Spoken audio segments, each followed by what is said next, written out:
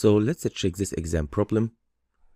We have a 3,400 pound sign which is supported by 3 equally spaced cables, as we can see here, from a W10 39 beam, which is this beam.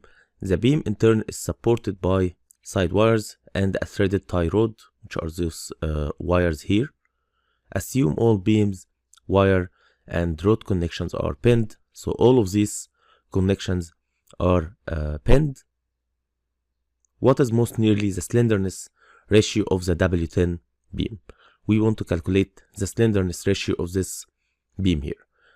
There are multiple data here which were given to you without even you ever using it. It's just given to you just to confuse you, but in reality you will not need all of this data, which, for example, the weight of this sign. The weight has no effect on the slenderness ratio. The number of beams, it is not going to make any difference also for you, whatever 3, 4, 5 beams. All of that is just an additional data or extra data which you are not going to use it.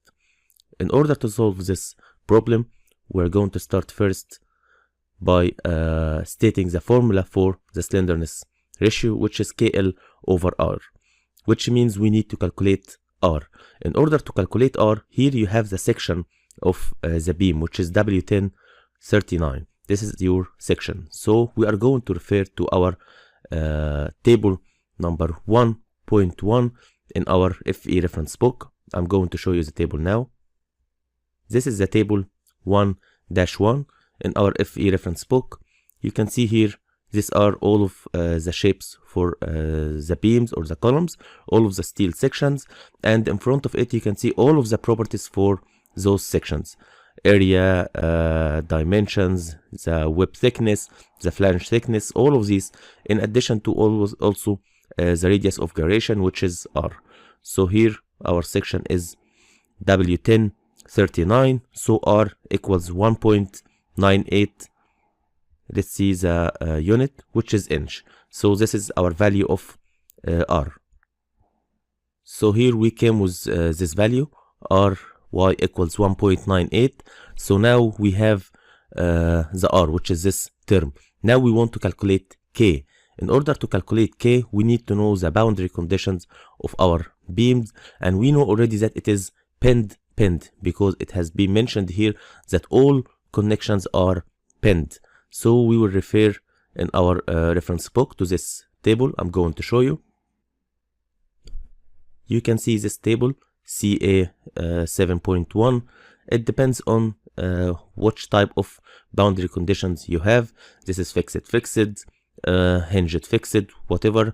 In our case, we have pinned boundary conditions. So in this case, the K equals 1. So we are going to use this 1 as our K. So let's go back to our problem. So referring to table CA 7.1, we obtained K as 1. Now it is the only remaining part for us, which is L, which is the length. We need to calculate the length from this point to this point here, as you can see, because this is actually the part which is under compression stresses in this beam. We have this slope as 1 to 2, and we have this height as 8. So this means that this length is 16. So we will use the slenderness ratio KL over R, where K equals 1, L equals 16. This is 16 feet. So we are going to multiply by 12 because R is in inches, all over 1.98, which means that our slenderness ratio equals 96.9. So the closest answer here is 97, which is C. So this is our answer here. Thank you, and see you in our next video.